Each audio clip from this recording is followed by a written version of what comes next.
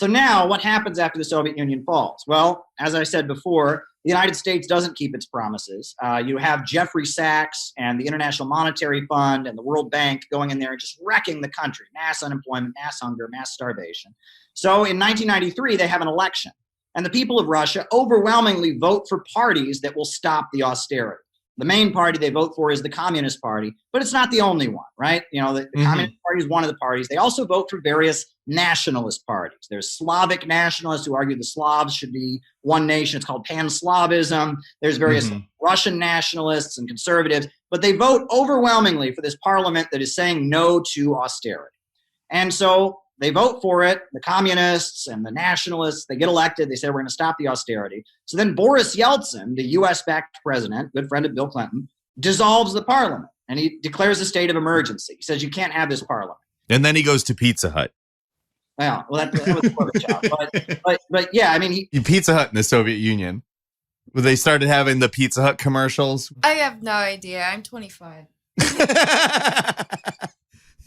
Well, anyway, he dissolves the parliament, and it's called like Black September. And the parliament refuses to leave the parliament building, the Duma it's called. And so the military is sent to the parliament to clear out the parliament. And people go out into the streets. There's huge protests, and 187 people get killed. There's blood in the streets. There's tanks in the streets. It's a horrendous incident.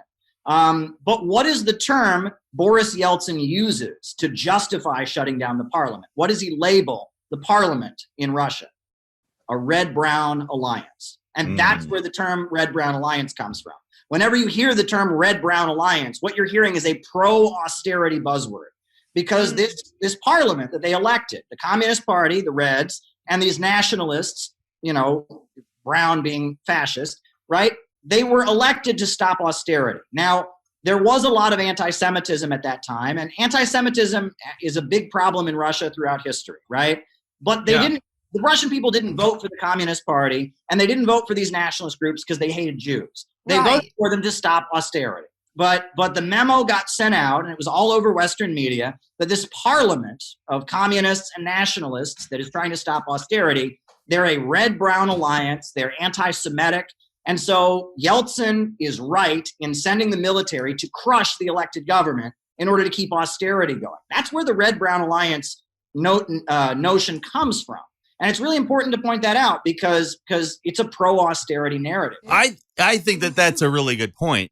And ultimately, that's also where you start seeing it utilized today. Like when you see somebody like yourself, somebody like myself, somebody like you've been called red brown in response to like you advocating for marginalized groups before. Yeah. Like it can be really wild how that's utilized. And it magically mirrors that even today, where you advocate for abundance for everyone. You advocate for a change in the economic relations that doesn't exclude somebody based on, whatever ideals or morals they have. And suddenly you're evil because ideals and morals are like the easiest way for them to justify this austerity too. And that's what happened. Am I wrong here? You're not wrong. And it's crazy because, so you have a situation where communists in the government have been elected trying to stop austerity. The parliament is being dissolved by a US-backed guy in order to impose austerity. You would think that there'd be protests all over the world against this, but there weren't. The communists in the United States were silent on it. I mean, the Communist Party spoke about it a little bit. The Workers' World Party, they spoke about it a little bit, but that was it.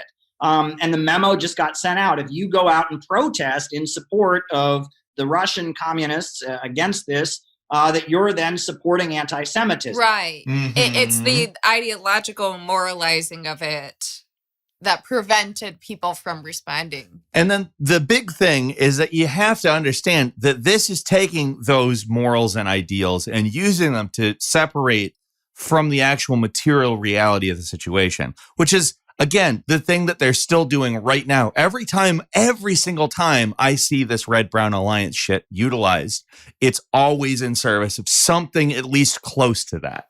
Yeah. I had another question for you, Caleb. So I feel like talking about this history in the Soviet Union and the United States Communist Party role.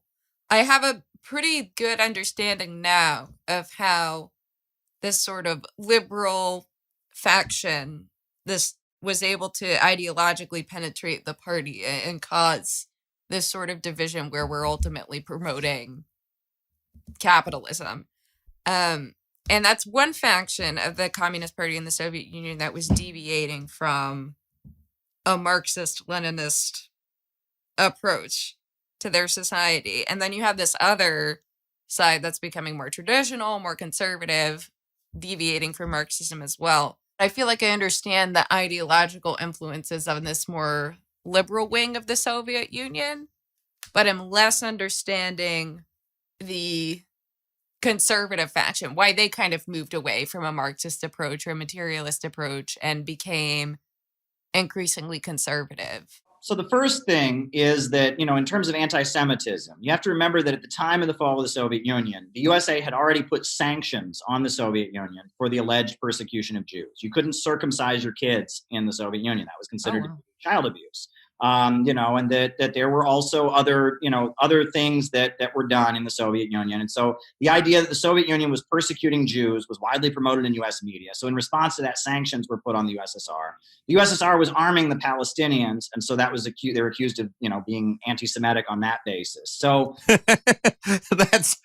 I'm sorry, I got to take we got to dwell on that for just a second, because that is like a mainstream progressive view at this point, is that the Palestinians should be able to resist the Israeli state, because what's going on there is just horrendous.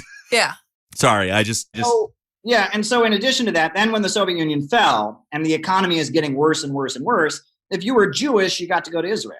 So there are a lot of people who just went to Israel. And, there were the folks who weren't Jewish were like, I'm stuck here. I don't get to go to Israel and I'm suffering. And, and there was just millions of Jewish folks in the Soviet Union just got to go to Israel. So there was a rise in anti-Semitic bigotry around that time. And there were a lot of people who felt like there had been some kind of Jewish conspiracy in the Russian government to bring down the Soviet Union, that the United States had worked with Israel in like a secret plot or something like that. I mean, and anti-Semitism, any form of bigotry is unacceptable, obviously. Yeah, it's also the socialism of fools. Like you start deviating from Marxism and materialism, you start treading this territory near immediately. Like Alex Jones, probably our best example.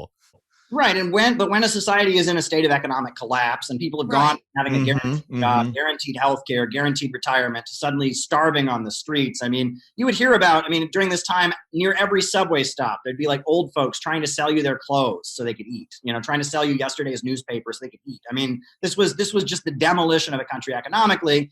There was a rise of bigotry and anti-Semitic bigotry. So that's part of it.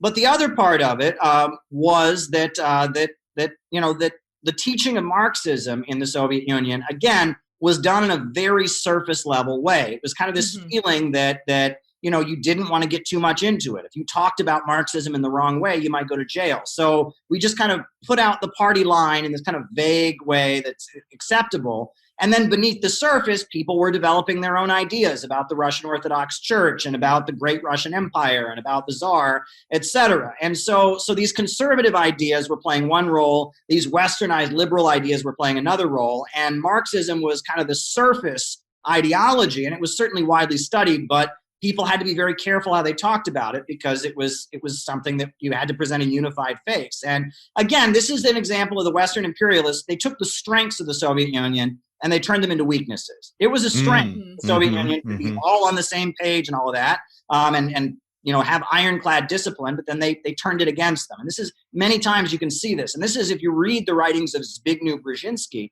this is what he's all about. How can we turn the strengths of the Soviet Union into weaknesses? Little known fact, they took a vote, should we dissolve the USSR or not? And the vote was overwhelming to keep it. And the vote to keep the USSR was actually higher outside of Russia. Russia, it was somewhat lower than it was in the other Soviet republics. And when the Soviet Union fell, a lot of these countries like Ukraine, they were just ruined economically. It was bad in Russia, but it was really bad in those countries that just lost everything because being tied to Russia is what had given them economic growth. These countries didn't have electricity before the Soviet Union. They didn't have running water before the Soviet Union. They didn't have universities before the Soviet Union. And, the fall of the Soviet Union in like Central Asia, Kazakhstan, places like that was just a nightmare, economically speaking.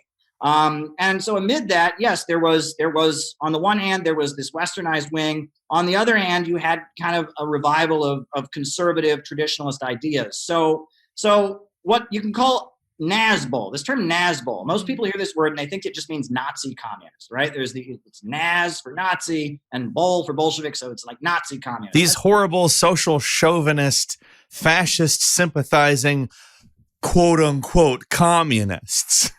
Yeah. Well, what it was is there were two individuals, Alexander Dugin and a punk rock novelist named Edward Limonov. And they were both members of the Russian Communist Party. And after the Russian Communist Party kind of proved that it wasn't capable of like mobilizing an uprising. 1993, the parliament's dissolved. There was like some fighting in the streets, but the Russian Communist Party just didn't have the ability to bring people out into the streets and fight against austerity. They formed another party called the National Bolshevik Party. And Edward Limonov, he'd lived in the United States. He'd been part of the punk scene. He wrote novels like with gay characters in them, like gay sex scenes. He wore a leather jacket, and it was kind of this punk rock, tough aesthetics. And the idea was it would be hip and revolutionary in a way that the Communist Party wasn't. The Communist Party was this, Right. stodgy old party of old people and communist bureaucrats from the past. But Nazbol, they were tough in their leather jackets and their spiked hair, and they were going to go out and be tough and fight for the country. And they mixed it in with some Russian nationalism, right? Their logo apparently comes from a Sex Pistols t-shirt, right? Their logo, it looks like the Nazi thing, but it's got the hammer and sickle in it. And apparently that was first used by the Sex Pistols. I don't know why, but apparently the Sex Pistols used that on one of their albums. And they thought it looked kind of like edgy and badass. And so that's where they got the logo. They ended up becoming nice conservatives as well over time. Johnny Rotten specifically. I didn't know that. Yeah. He's a real, you can find him wandering London saying conservative shit if you want. Interesting. I don't. I don't either. So the National Bolshevik Party was around for a while, but they were known for being a little rowdy. They were involved in a lot of street fighting and a lot of fighting on the streets. So the Russian government really cool punks is all. Like they had skateboards and those neon like sunglasses and yeah. So the Russian government ultimately outlawed them in 2007. So they don't exist anymore.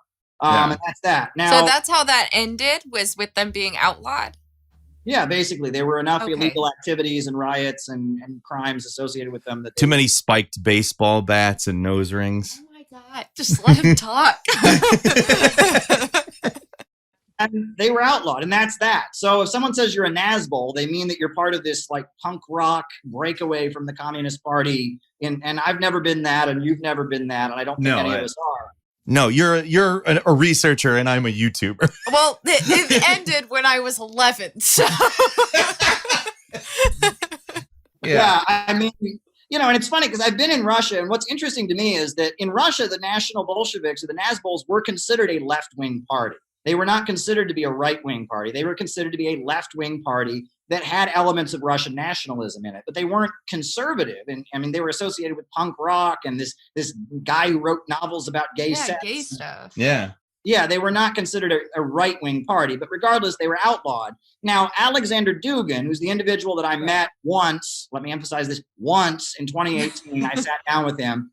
Now, he runs a think tank called the Eurasian Movement, it's called. And he's written a lot about geopolitics. In 2014, he was very outspoken in support of Russia during the whole Ukraine crisis in 2014. He's now what you might call a traditionalist conservative. He frames Russia's history in this very conservative way, the history of the Russian Empire for thousands of years, et cetera. And I met with him simply because he's an anti-imperialist and he's critical of Western capitalism. He wrote a book called The Fourth Political Theory, which I don't agree with a lot of it. But I think it would be important if you want to understand anti-imperialism now. It's an important book to read. As I said when I met with him, Dugin appears on Chinese state TV pretty frequently. He appears on Latin American television. And so I had the opportunity to speak on a panel with him entitled Alternatives to Globalization. And so I took the opportunity and I spoke with him. And I think that I would do that. I'm friendly with the Nation of Islam, for example, right? That's the organization of Malcolm X, Minister Louis Farrakhan. Obviously, I don't agree with a lot of the things they've said about Jews, about gay people, et cetera, but I see them as a group that is fighting for the rights of Black people. And so I feel as a revolutionary and as someone who's seen the work they do in the Black community in the United States and my work against police brutality, I respect them and I would like to have a relationship with them. There are forces in Latin America that are very socially conservative. Nicaragua, which is a great socialist society. I was just there. They do have some of the strictest anti-abortion laws in the world. Now, I don't agree with that personally, but if you're a real anti-imperialist, you have to be able to work with people who might have some conservative views. And that's kind of what Alexander Dugin is getting at in his book, Fourth Political Theory. And he tries to write this book basically summarizing, okay, so now the Cold War is over, but there's still all kinds of people all over the world that oppose U.S. imperialism. What do they think? What do they agree on? And that there is kind of this weird convergence in the developing world between social conservatism and economic leftism. And you can see this in Iran, for example, with, the Islamic Republic of Iran is very, very not capitalist. I mean, their slogan is not capitalism, but Islam, war of poverty against wealth, etc. But at the same time, they're also very, very Islamic and traditional and conservative, etc. And I think it's important to look at if you are someone who's serious about entering an alliance with forces around the world that are opposed to imperialism. It's an idea, and these are concepts you need to explore. And that's why I'm not ashamed to have met with Dugin. I would do it again if I ever got the opportunity, and the people who put the picture of me next to him and are like, aha, smoking gun, he's a Nazi. It's like, Dugin's not a Nazi, first of all. He's not a fascist, right? His book, Fourth Political Theory, has pages and pages and pages going against fascism, right? He's not a communist anymore by any means. He has pages and pages and pages going against communism. But he's just a Russian anti-imperialist intellectual. It's funny with the, I was just thinking this sort of economic left ideas with, just at face value, socially conservative beliefs. That is how I was first introduced to the term Nazbol, as somebody with economic left beliefs and social conservative beliefs. And that's what a Nazbol was, because that's how BreadTube was presenting the idea.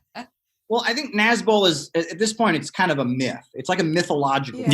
Yeah, I completely agree. Like, if you identify as a Nazbol, ultimately, you're probably not even going to share a lot of views with what the Nazbol party itself professed. Yeah. Right? The only self-identified Nazbol I've ever heard of is an individual I debated against named Eric Stryker, and he's a Nazi. If you listen to him, he's a Nazi. And I actually said that to him. I said, you're the only Nazbol I've ever met, and you're just a Nazi. So, it's like an urban legend, right? And it's this that Radlibs say in order to control the discourse, right? It's like, beware the Nazbol. There's this. Exactly. Well, that's kind of you're in the corner of the internet, and someone is defending China. They're probably a Nazbol. You better run. Yeah, because China, the infamous national Bolshevik country.